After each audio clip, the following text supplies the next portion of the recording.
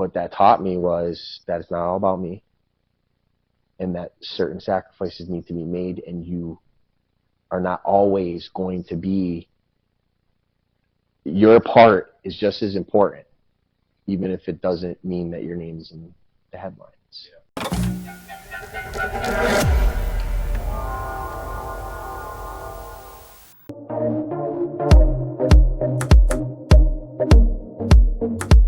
Now we got a little bit deeper understanding, like clearly soccer was your life. I mean, yes. Every single day, yeah, you would perfect how to move the ball. Yeah.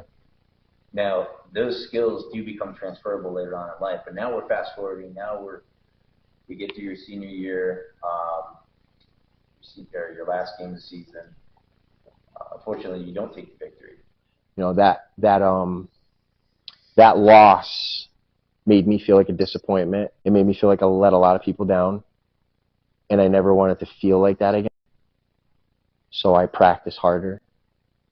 I put more time and effort into the sport. I went to Elms College for 2 years, and I broke plenty of records over there. My first year at college, I did fairly well, but my second year at Elms College, I destroyed it. I had a goal that was, it's still reviewed by referees, because I became a referee, and it's still reviewed by referees when they do some of the videos on. We played against this team first game of the season. It was one of the military schools. I forget what their name was, and it was probably about 90-degree weather. I scored the first goal. We were up 1-0. They tied it up, and then we went up 2-1. I got the assist on the second goal. They scored, tied it 2-2 late, and now we're in overtime, because you get one period of overtime, I believe, in college. At least it was during that period of time. And we got a free kick, probably about 10 yards in from half fields. I still don't know what possessed me to hit the ball that day, because when I look at the video, which is in VHS, that's how long ago it was. When I look at the video, I still say, why did I even think about taking a free? Why did I think about hitting the ball from there? It was so far out that when I look back at it now, it's just like, why would you think about shooting from there? But I had such confidence that I just smacked it, and it went upper 90. Game's supposed to be over. They took it back because the ref called offsides. And later to come back to find out, I was apologized to after the game. We ended up losing that.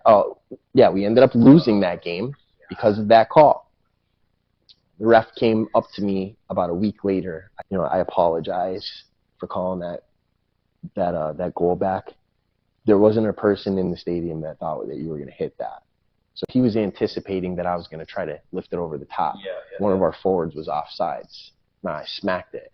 90, he already made the call. But it's okay, because I made up for it, because a week later we played against Maine Maritime, and I did it again. So I broke a lot of records, especially in my second year. I was all-region, all-American. I had, like, most goals scored in one game, or the second most, and I was in Elms College Hall of Fame. And then I took that. Our assistant coach, Joe Alves, he happened to play at Franklin Pierce, and he called up the coach and he said, dude, you got to take a look at this kid that I have here. He's just on a different level than everybody else. There's nothing more that we can do for him here. Coach saw a couple of the tapes. His name is Marco Kuhlman, and he said, bring him over for overnight. I went out there. I had a meeting with this guy, and I walked in, and he looked at me, and he's just like, from the way that people talk about you, I thought that you were 6'2", and just absolute solid muscle. I was skinny. I'm naturally kind of muscular as it is, but I was a skinny kid during that period of time. And I said, well, sorry, this is what I am. It's what you got. I played. I had a couple kids from Poland that I also played with there, and James Thorpe had told him about me too.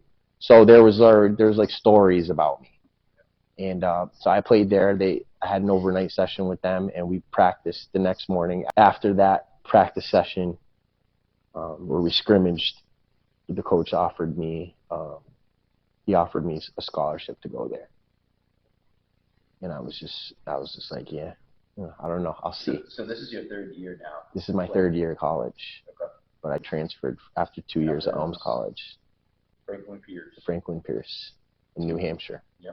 Division II. Okay. I also had Hartford that reached back out to me, and UMass. My father gave me one scenario. He said, do you want to play for a Division I team and be a loser?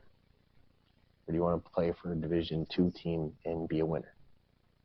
Franklin Pierce was always in the top 10 in the country. They were always in competition for the national championship. I saw them play a year prior in the national championship finals.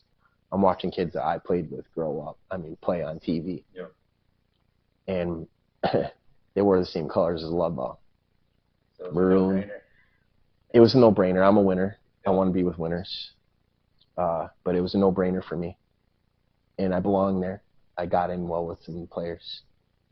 Didn't feel like I needed to prove myself so much because I already had respect from some of the players. So I went there, but I'll tell you, the first year, it was a big adjustment. You have to play a more disciplined style. I was not playing forward. I was outside midfielder, which wasn't something that was bad, but he demanded that you run back and forth, and I was always a guy, and you've even played with me, and my defensive skills are not the greatest. But I actually ended up tearing my meniscus about 3 or 4 games in. And instead of taking the chance and redshirting, I played it out the rest of the season, and I didn't perform as well as I thought I could have. And I ended up getting surgery. I ended up getting surgery on it over the next summer, going into my senior year. Recovery was, well, I was a college kid, so I had a job painting with some of my buddies. I was able to take a couple weeks off. I'm still living at home with my parents. I could recover normally. Yeah. And, it was a couple months recovery until I started, until we had about preseason was coming up. And I got back into that mode where, I had something now to prove because I didn't feel like I played my best. And I felt like there were certain guys that were just like, well, this kid was so good during this period of time now. On top of that, the coach told me this year he was going to put me at left defense. And I was just like, what are you talking about, left defense? What do you mean? It's just like, if you want to play on this team, you're going to play left defense. He's like, but you have full freedom to attack because I want the outside backs to attack. When he said that to me, I took that position. I was in phenomenal shape. So in 1 month, I ran like every single day until we had preseason. Then we went to preseason. I ran so much, I worked out so much to get into shape that I ended up pulling a muscle during preseason. Our preseason was very demanding. It was Navy SEAL stuff, like seriously. We ran 3 miles and had to be under 18 minutes at 6-minute miles. To name a person that didn't throw up in that heat, I couldn't. So you had guys drop left and right. There's no doubt about it. I pulled my hamstring probably 3-4 days into it, but I still had about 2 weeks to get ready for the season. And when you're young like that, they have the best trainers there. I was able to play the first game left back, and I took it to another level, man. Like I just did. I led our team in assists. I was all NCAA all region first team.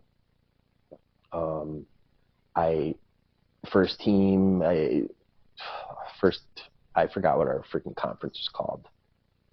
But I was first. I just won a lot of awards as a left back. I led it in a position that just wasn't mine. But I embraced it. I played defense. Yeah. But I attacked more than I played defense, and I became, you know, very, very dangerous on that side. And, you know, to this day, what that taught me was that it's not all about me, and that certain sacrifices need to be made, and you are not always going to be, your part is just as important, even if it doesn't mean that your name's in the headlines. Yeah. So it taught me a lot. It also taught me a lot about myself, because I was once again put in a position where you know, people were probably a little bit disappointed in me, and the will that was inside of me, my character, it showed itself, because, you know, and from that point on, we won a national championship. It was the first ever in school, in that school's history, 2007. Should have brought my ring. Shout out Franklin Pierce. It was, what a moment that was. We scored a goal with 30 seconds left. We had this phenomenal forward. His name was David Clifton. He was the leading scorer in the country that year.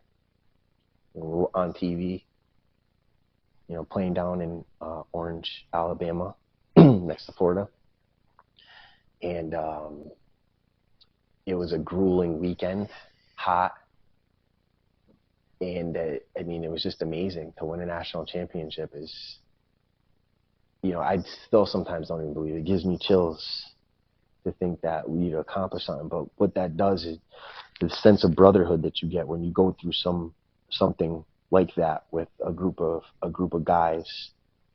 You have one goal, you accomplish it, and then on top of it, to do it with somebody like James Thorpe. Like, we became the best of friends. Me, James Thorpe, my roommate Marek, my best friend. I was in his wedding. His name's Alec Cambio.